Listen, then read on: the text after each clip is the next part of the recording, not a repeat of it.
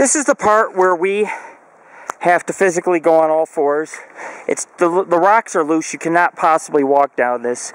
But at the bottom is a hillside which leads right to the creek. So I estimated the climb right. We're going to definitely take our time going down. There, you could slide, so you got to really be careful. And then I just got a rock clear up my ass. And that's why you need to be careful, because this rock does fall, it does break, and it won't feel too good if it breaks over your kneecap. So we just have to monitor our climb down for about 50 feet until we get to some solid ground. We seem to be doing okay. It looks like to be it levels off, and this should take us out right by the creek. I'm going to take a dip on in the creek. But this is Lord Rick of the Paranormal Ghost Society Adventure Group, and it is an adventure today. We have Jared. He's on the team with us, helping us look for tracks. Sometimes your kids are the best ones to find Bigfoot tracks. Although this does look like it's really dangerous, it's more of, you know, a matter of being careful when you're walking and watching where you're stepping, and, you know, lending a hand if needed to be. I feel like we're going to have to go through the woods again to get out to the creek, so I'm going to stop filming in a few minutes, and we're going to get to the woods here and probably climb on down where there's less rocks, and the shade will feel good too. But all in all, it's been a decent hike. Even though we only found one Bigfoot track, we found it in a hidden area that very few people ever go, and it hasn't been a waste. It really hasn't. I mean, we got to see some pretty volcanic rocks. It appears that this goes all the way down. It's pretty rugged, so I'm going to go ahead and save the camera as we cut our way through this foliage. This is Lord Rick of the Paranormal Ghost Society, your host of AngelOfThyNight Radio. And this is my second time out here, but I never realized I'd go in this deep. And we are in very deep, and it's obviously, to a degree, paid off, considering what we found out here. This is the second time that I have found some kind of tracks that just don't match up. And the woods are thick. We don't have no set trail, you know, we're just working our way down, listening to the sound of the creek as we get closer. And a lot of thistle and thorn brush, so, you know, it's pretty easy to get cut up with this stuff, but that's part of hiking and being in the great outdoors. And when we emerge at the creek, it'll be like a blessing, because we'll know that we're done with this area and we can sit back, relax, maybe have some beef jerky, and see, everything gets level.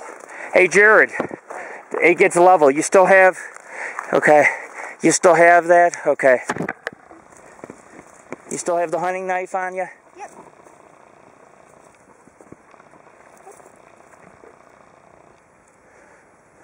What happened?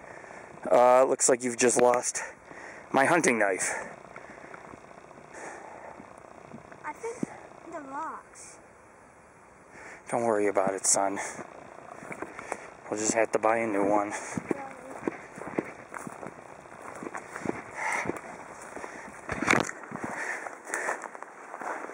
There's no way I'm climbing back up there for a hunting knife. But anyways, we're at level ground. We're hunting through the woods for Sasquatch. Well, we're not hunting Sasquatch, but we're hunting any prints or hair samples or anything we can find. And it looks like I could hear the stream really close. That's a good sign, because we're just parked across from the stream. And these areas we're walking are heavily secluded, so anything could be back here. And all we can do is just work our way down these little washes, and they seem to make it a little easier for us. As you could hear, I'm tired. I just climbed almost vertical up the side of a mountain, only to come down on area that has no stable footing at all. But this has pretty good footing. Of course, we're almost down at the bottom, and I could see the creek. We are almost back. This is like the movie or the show Survivor, man. You have no path, no set areas you go. You just climb, and you seek, and you shall find. And I am emerging out of some trees, and looky, there's a trail.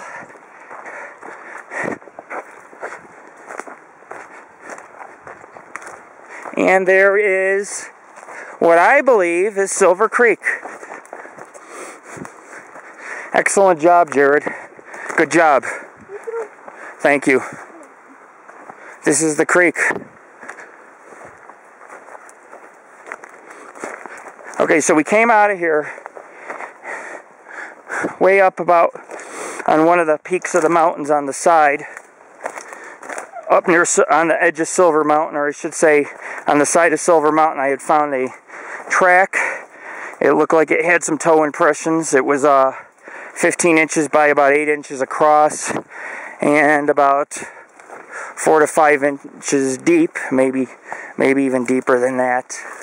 But we are at the creek, and we have to figure a way to get down to it. Whoa!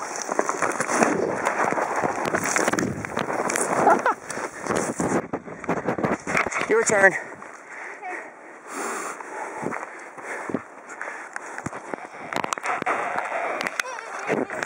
It's nice to be a kid.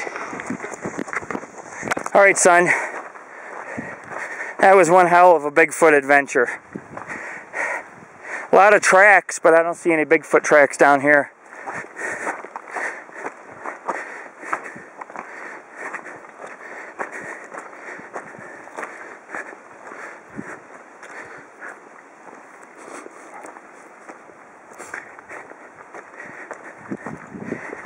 Kongsberg, or also known as Silver Mountain Ghost Town. And just to give you guys a perspective, I'll show you the highest we went when I stand over here.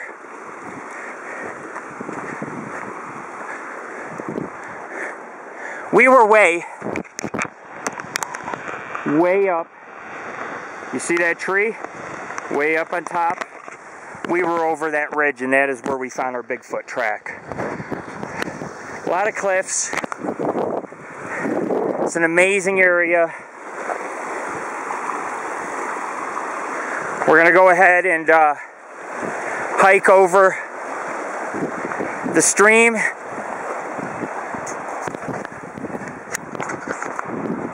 It's definitely a beautiful area.